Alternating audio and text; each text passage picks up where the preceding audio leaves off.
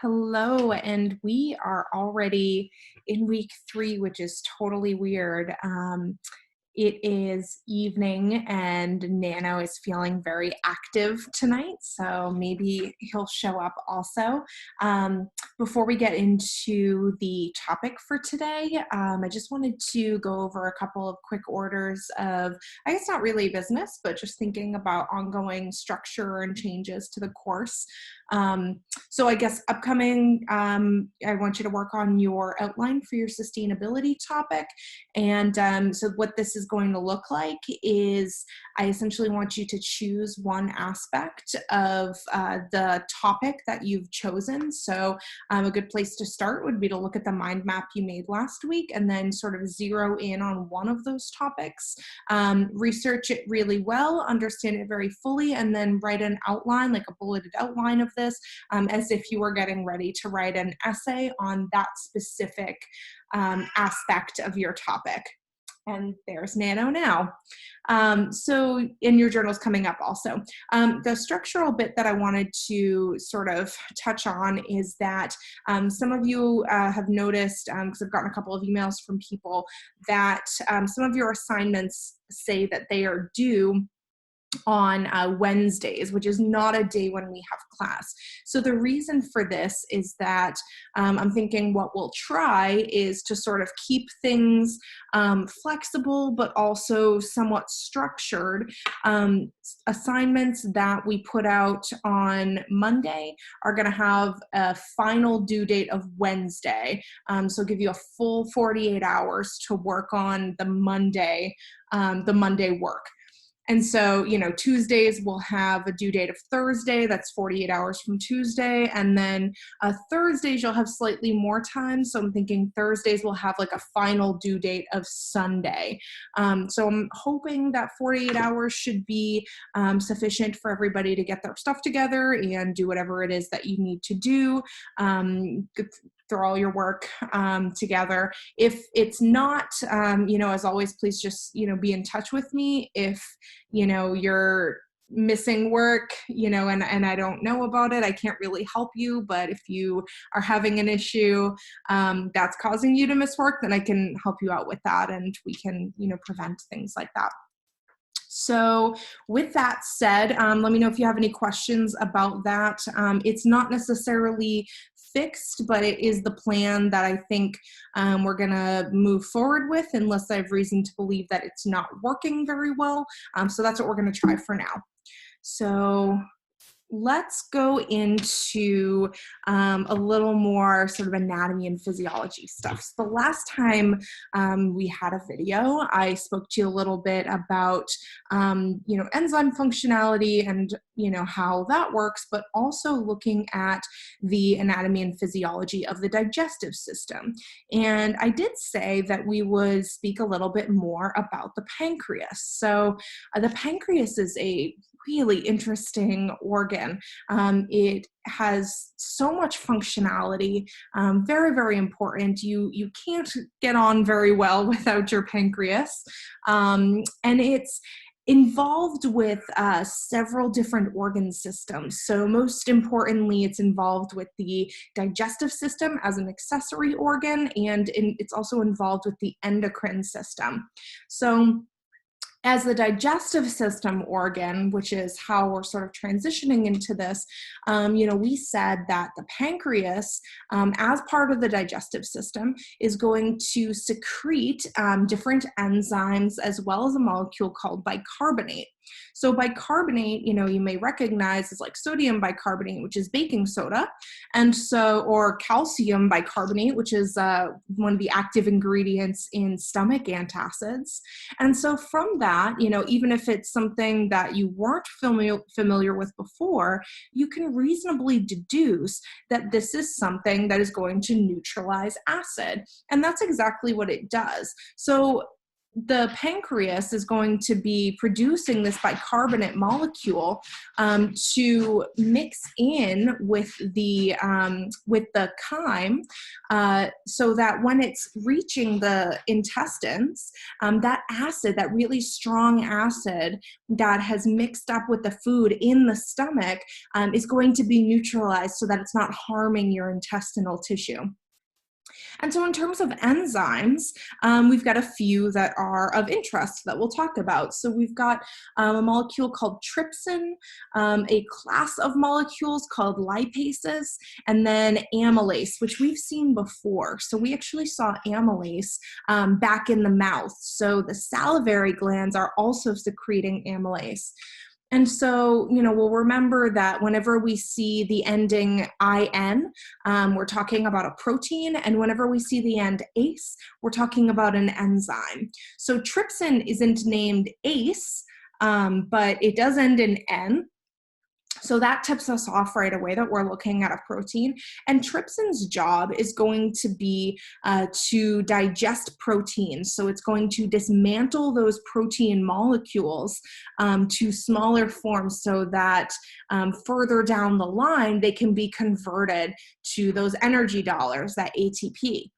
Lipases, this might be pretty intuitive. If we break this word back down, we can see the ACE is for enzyme, and the lip, that prefix, kind of sounds like lipid.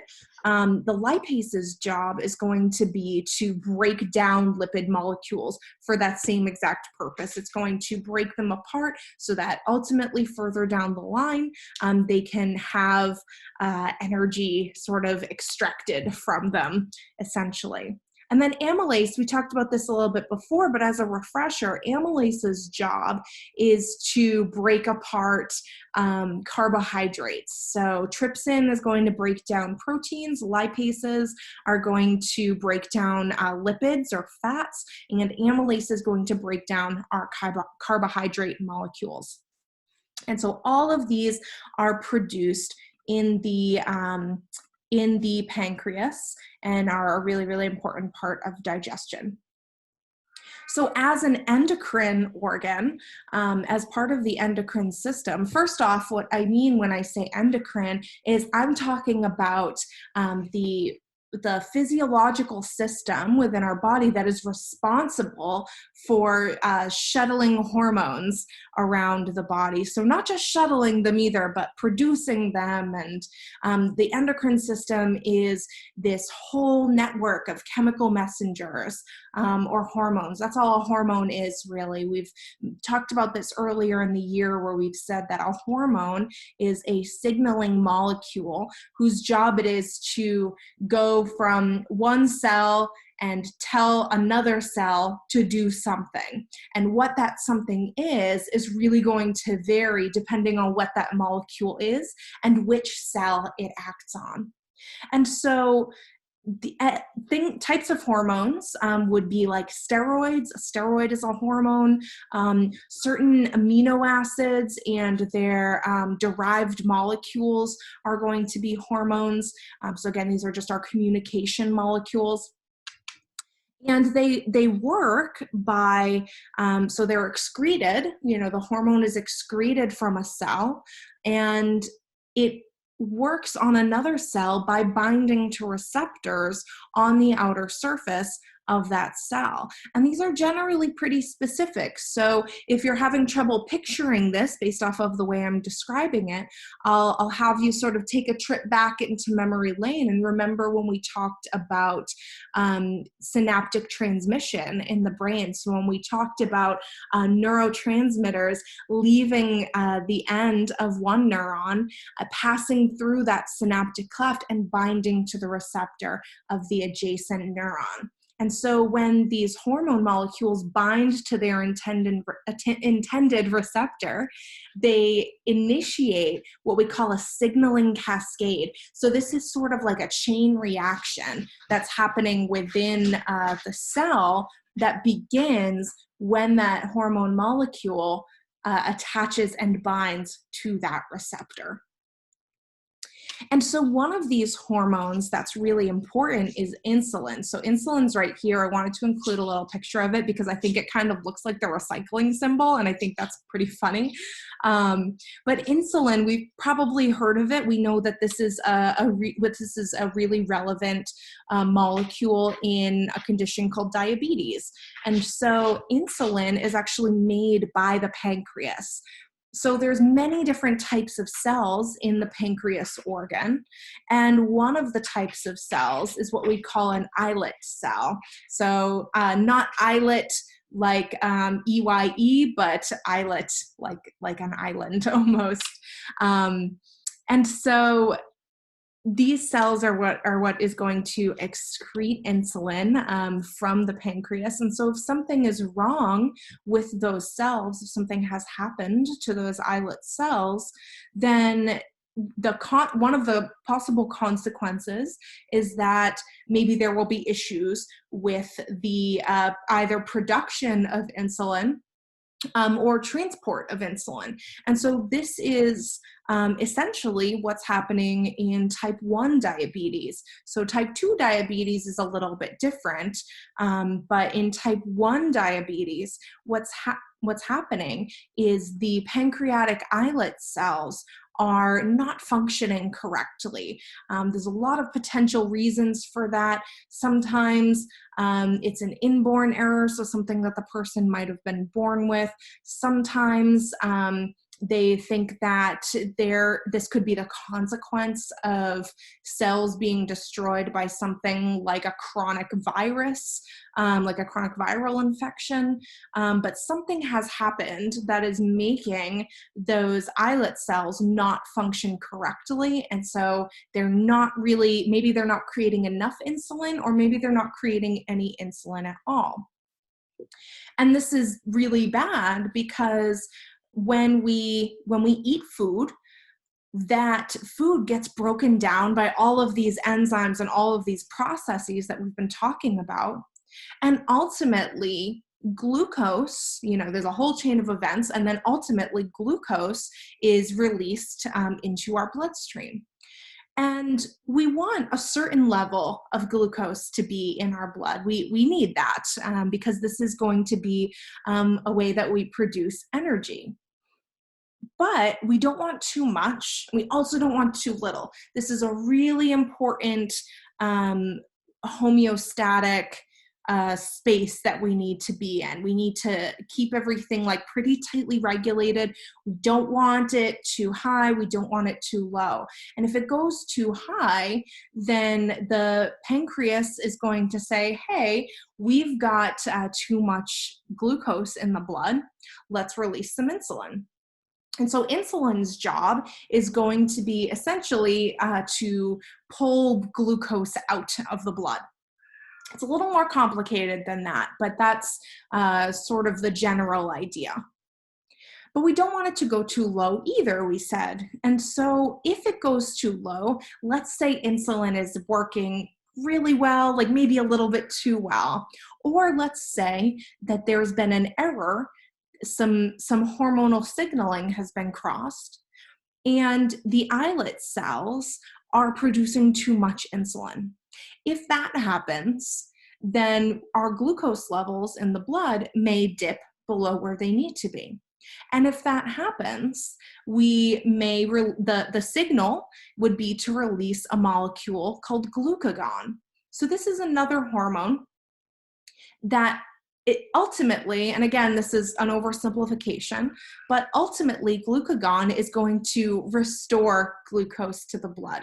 So whenever we have that level elevating, we're going to have a signal that says, okay, release insulin, bring that glucose level down. But if we go too low, we may receive a signal that says, okay, release glucagon, which is going to return some of that blood glucose to the blood until we are back in a normal range.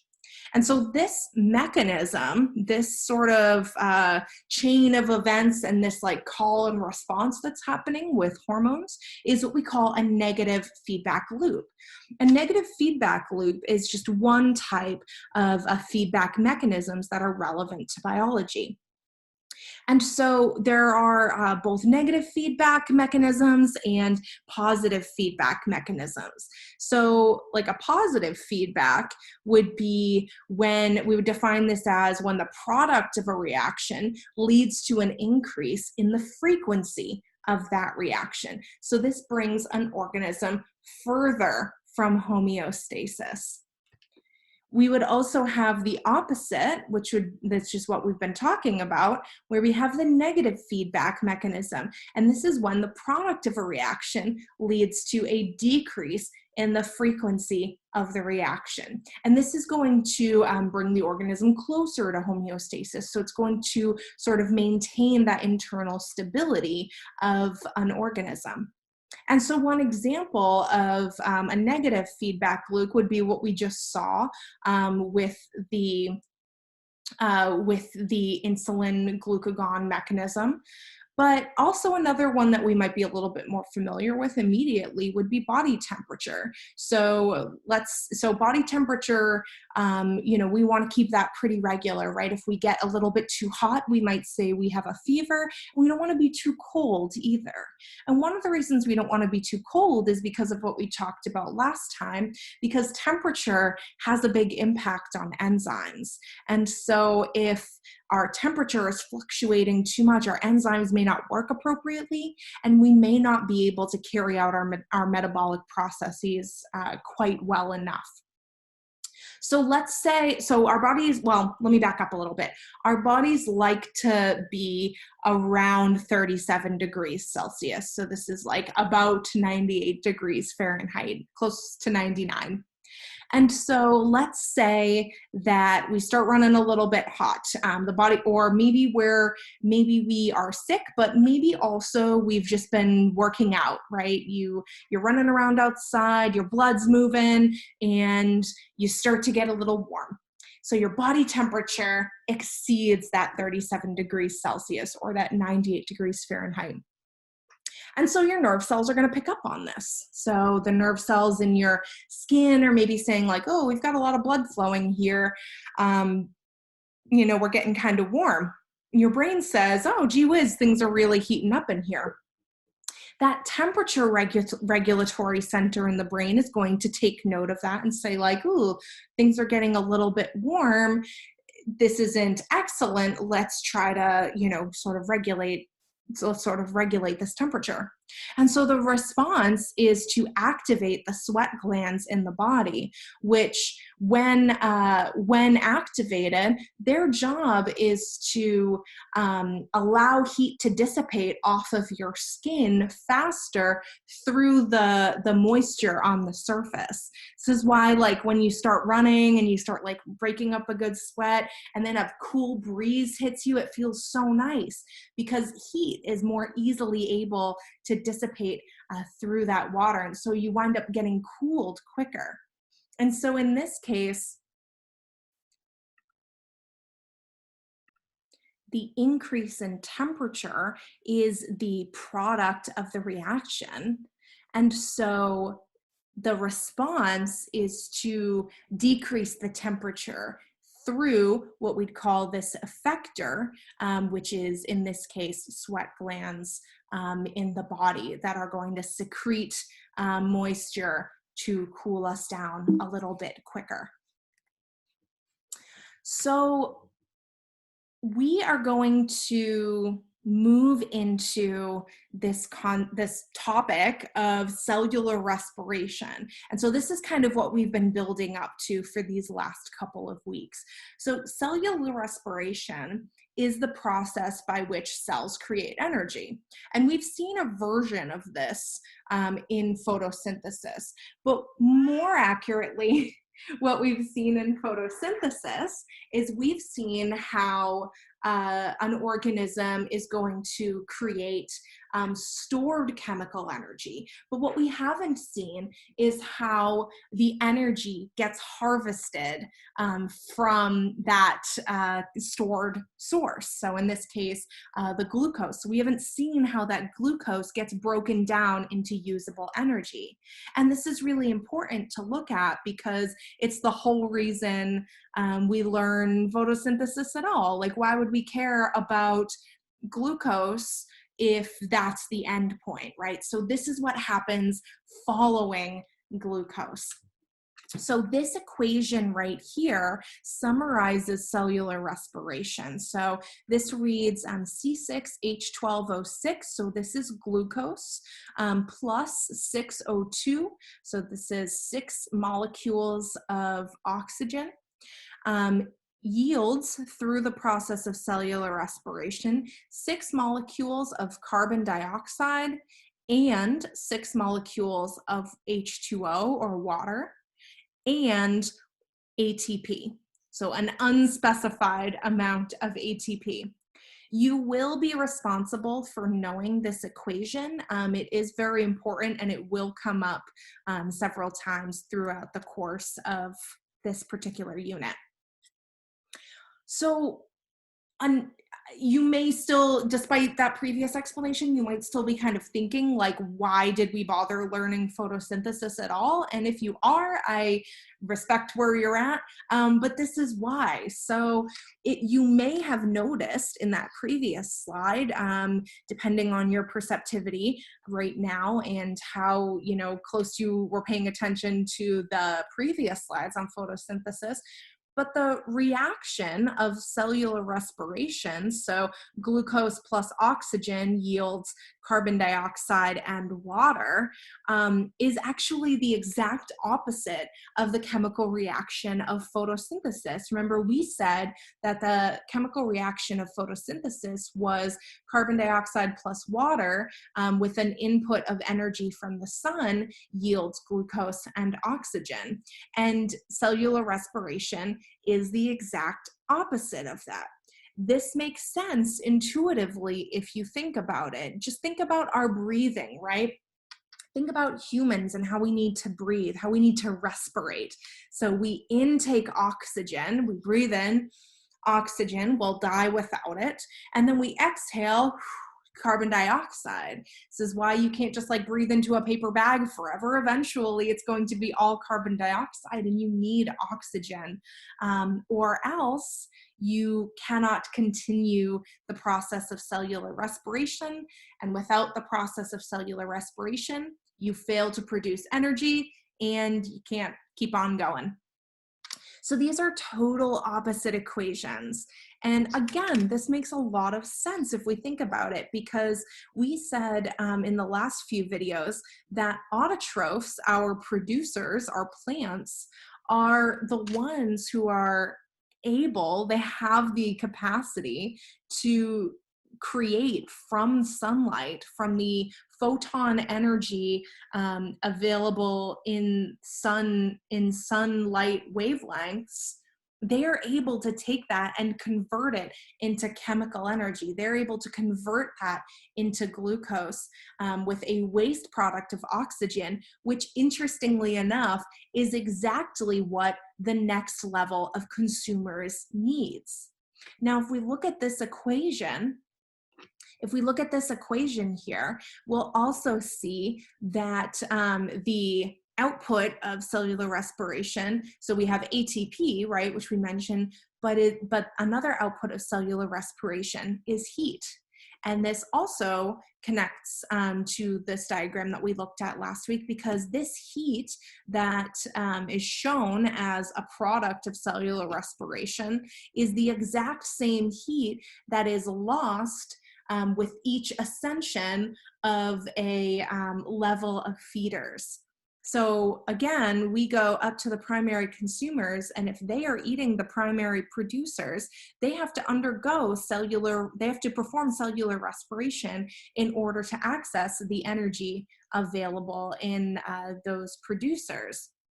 But cellular respiration, I mean, it's like a little bit of an investment, right? Like you got to spend a little energy to, get a little energy. And we'll see more what that looks like soon. But what's happening is as we ascend, we lose a whole bunch of that energy off to the side. But we were only able to even access this because of the process of photosynthesis carried out by our producers. And so everything in biology comes back to the powerhouse of the cell, right? And so I think this is really cool because it's like kind of a meme, right? Like we always talk about the mitochondria being the powerhouse of the cell, but it's actually a really fascinating organelle. And cellular respiration, and therefore the harvesting of chemical energy converted from solar energy would not be possible without this guy. And so this is kind of what he looks like. Right off the bat, there's a lot of things that look really, really familiar. So, I mean, it looks kind of like a bacteria, which we'll talk about soon. That's actually not necessarily a coincidence. We have cell membranes. So these are phospholipid bilayers, just like we're used to seeing, structurally the exact same. And we have an inner membrane and an outer membrane. This may also be reminding you so far of a chloroplast, and this is not coincidental. More on that in just a moment.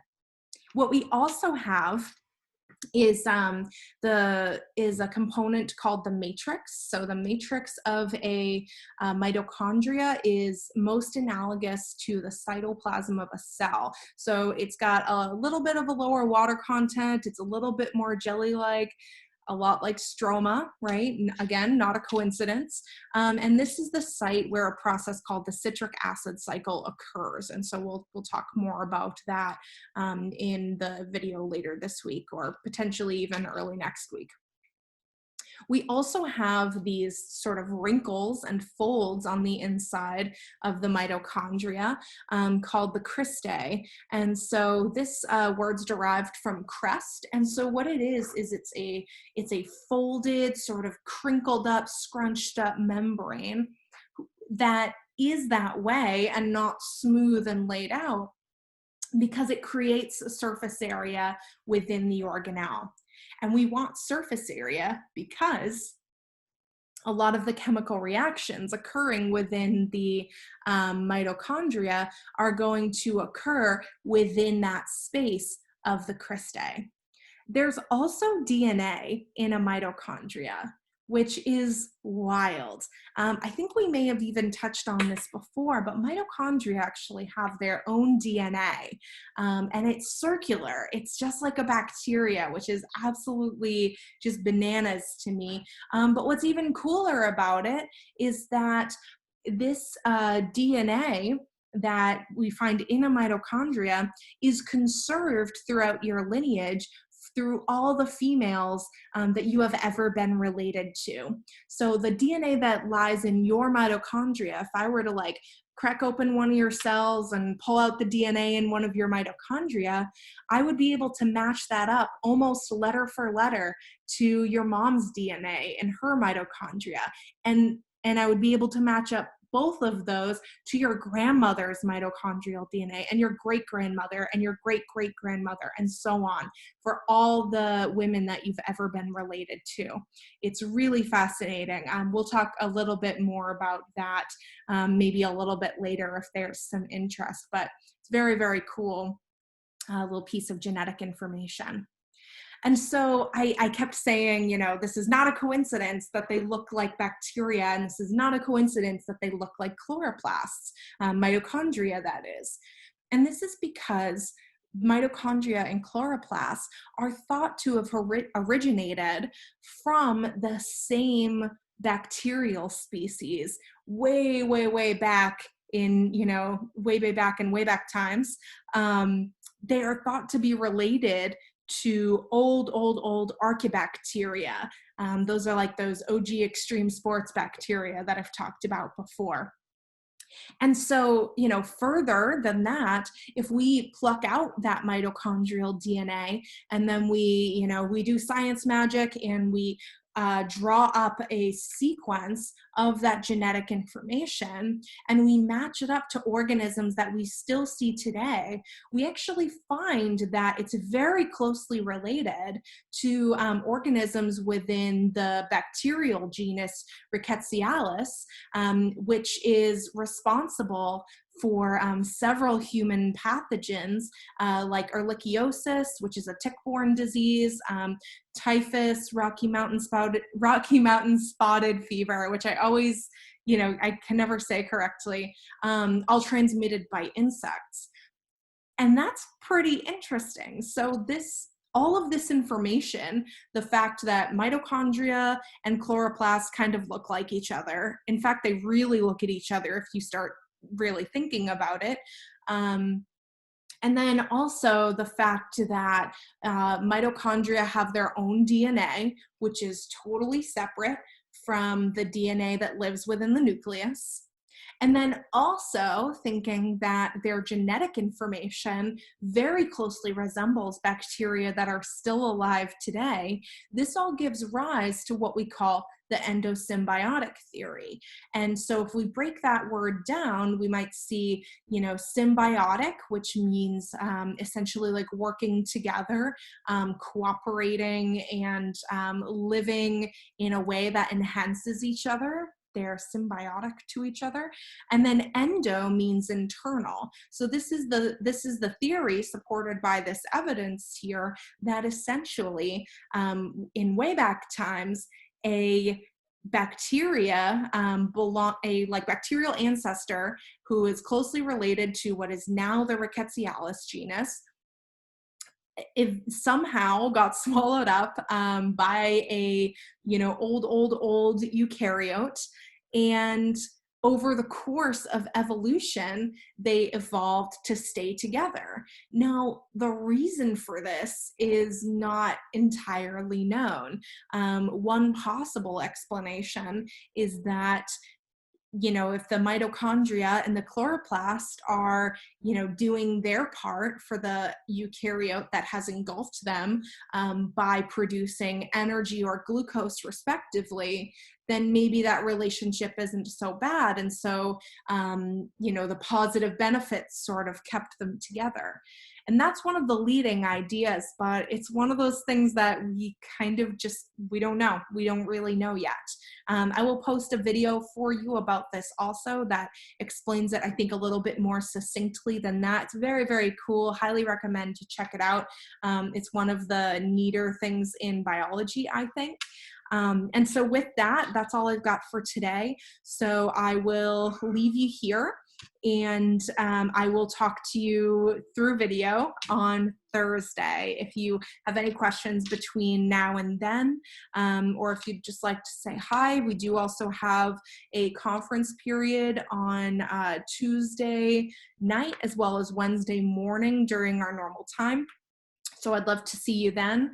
I'll also be sending out a survey within probably the next day or so, just asking you about conference period times and, if the current ones are working well or if they're not, and, thinking about what our options are going to be ongoing. So keep me posted if you need anything. Would love to hear from you. If you've already gotten your plant kits in, once you get them in the ground and you start seeing green stuff come up, would love to hear how that's going. Until next time, have a good night.